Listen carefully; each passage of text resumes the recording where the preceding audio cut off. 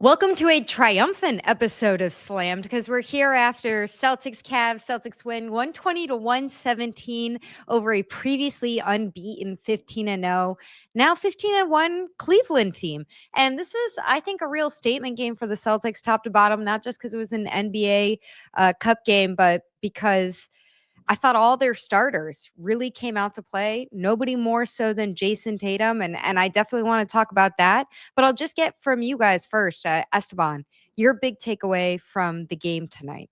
I think, as you mentioned, like the Celtics had a 21-point lead, almost blew it. So I think that's sort of, if there is one thing I do take away, is like it's a good win. They closed out when it mattered. I was also like, that's a little concerning, especially because the Cavs missing Karis LeVert, and obviously the Celtics missing Porzingis. But I want to see round two. Like, can they beat this team consistently in a playoff series when LeVert's playing, when Max Strus, who I know has been hurt for a little while, when he's playing? But it was a solid win. From I think all the starters ended up at double-digit points. That's what you want. Yeah, absolutely. I would say the Cavs look for real. And as you noticed, both these teams are shorthanded, but the Cavs look for real. That third quarter was tough to watch, Terp. We, of course, were sitting next to each other in the press box, and I want to get your takeaways, but I gotta say, like, a couple days ago, somebody on Blue Sky, the app that you will not join, somebody on Blue Sky asked me, hey, do the Celtics have an actual rim protection problem, or am I overreacting to what I saw over the weekend? And I was like, listen, dramatic John in the car on Blue Sky. You're fine. Like, the Celtics are fine. You're going to get Porzingis back. Kata, in the meantime, is a nice little stopgap. Not tonight. They were hunting him out in the paint in the third quarter to a point that, frankly, was rude and it was tough to watch. And so, if there's any negative takeaways from this game, that's something that in the meantime, until Porzingis comes back, and even when he does come back and they manage his workload, they got to figure something out there. Yeah, the rim protection's been an issue. They entered tonight allowing the fourth most points in the paint around the entire league, and it's really been a problem since that Warriors game. So it's something Porzingis is going to clear up when he gets back, but how are you going to manage it until then? And obviously tonight they didn't do that. Cleveland had 60 points in the paint. Now, part of that, though, is what they're willing to give, right? What shots are they willing to live with? When the Celtics are making those threes like they were tonight, they're okay with trading the 2 for 3. But sometimes, like we've seen the last week or so, like Atlanta, like Brooklyn, you're letting teams kind of hang around because you can't get a stop in the paint. Yeah, and to the threes, I mean, one of Boston's best shooting nights of the year so far, 53.7% from three, 22 of 41. And again, without all their pieces, that's pretty good. It's not bad. Absolutely. I want to get back to the point that I started with, which is something that I just wrote about for weei.com.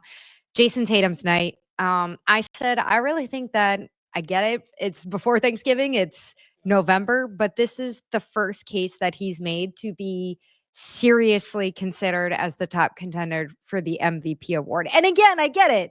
Like, this is an award that's given out in June, but it's for the regular season. This is the kind of moments that he has to rise to the occasion. And I thought he did on every part of the court. And, right now, the last that I checked, he was second in the MVP ladder behind Jokic, right ahead of Kevin Durant, who has a strain and is going to be out for a little bit. Do you guys think I'm overreacting, or do you think that this was something that voters might actually consider? This 33 point, I don't even know how many, 12 boards he ended with and 7 assists. I mean, that's a pretty impressive stat line, and it doesn't even tell the full story of the way he swung the momentum in the game with that buzzer beater in the third quarter and what he was able to do when he got in defensively in the fourth. I mean, so often we talk about these national TV games and how important these are to MVP candidacies. Tonight was an ESPN game, an NBA Cup game, and we'll see how much that ends up mattering. Actually, that has its own award. They have an NBA Cup MVP award. So that has its own little thing. So maybe he's the front runner for that now. Oh, boy. Oh, boy. But no, we're talking real MVP. And I'm with you. I mean, you snap a 15-0 winning streak to start a season, and you are by far not even close to the best player on the floor tonight against the team that hopes to be the best team in the NBA. Absolutely, he was the best player on the floor tonight. And more importantly, he just played within rhythm. Like, he shot 50% and had 7 assists. Yeah, StatMuse, who I've referenced before, Tatum currently right now in the league, first in points, first in 30-point games, first in games with 5+ threes, and is leading the Celtics in points per game, rebounds per game, and assists per game. Pretty solid case. It's a pretty solid case when we're talking about MVP. Again, it's November, but that's not bad. I just think that when you look at regular season games, yeah, the national televised game matters a lot, but it's also these little points that you look at, and game by game, this is one high water mark very early in the season. We'll see if he can follow it up. Another high water mark for Al Horford, who right before we started this pod, we were talking about like we gotta talk about him tonight because Al has these games he's always pretty steady, but then he'll have a game where he's breaking open in the floor with the ball and he looks like he's 29 again just for a moment. And he's not. Yeah, he had that block. I think it was on Mitchell late in the fourth. He blocked it, took it all the way down himself, which I don't know last time we saw Al Horford handle the ball. Got to Tatum and he found Pritchard out for the three. No, he played great. And something I looked up, I think right now he's shooting about 450 from three. That's his best in his career in seasons where he's averaging more than 1 3 per game. And and something I didn't think I realized until tonight, he's shooting more threes than twos. And that's been a little bit of a trend for him for the past couple years. But yeah, I mean, incredible game. I think it was 20 points. I think at 3 blocks. Yeah, this is like you said, it's like he's playing like he's a 10-year younger version of himself. Esteban's so exciting. He's shaking the table with our camera on it. And those 20.3 blocks, new season high, in which he set on Saturday against Toronto, had a season high 18.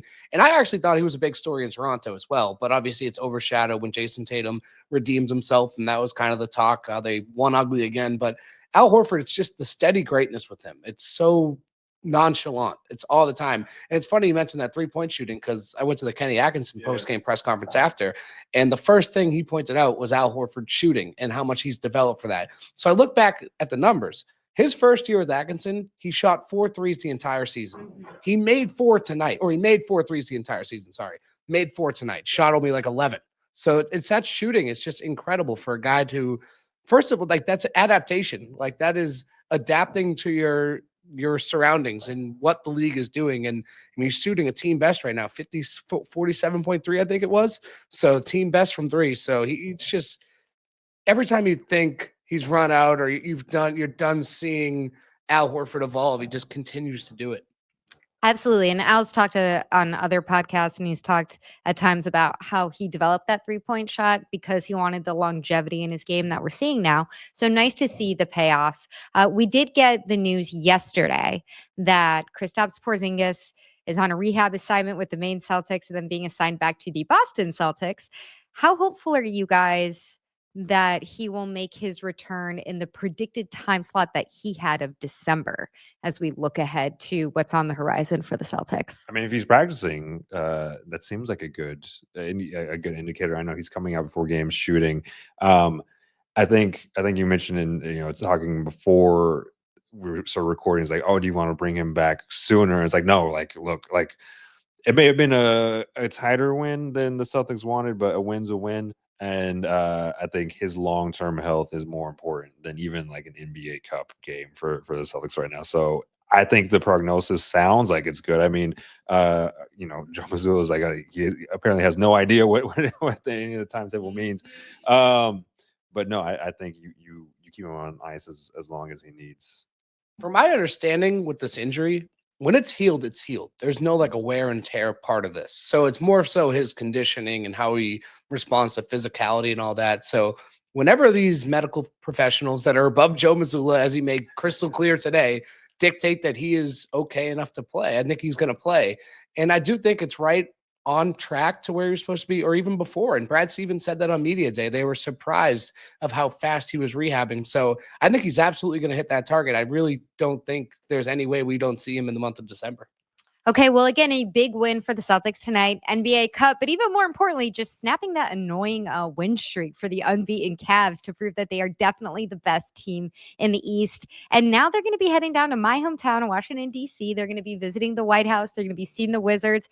Our guy, Justin Turpin, is going to be down there. So, Justin, we are going to get a lot of content from you. If you want to follow any of that, or anything, we're going to have more pods leading up to this crop of games that we have coming up, particularly that Timberwolves one on Sunday. Please follow, like, subscribe, slammed, and find us on all our social accounts. Still trying to get this guy, Justin Turpin, on Blue Sky. We'll see if we'll be able to. He's like a really firm holdout. I don't know. I might have to create the Slam Blue Sky account myself, the way that things are going right now.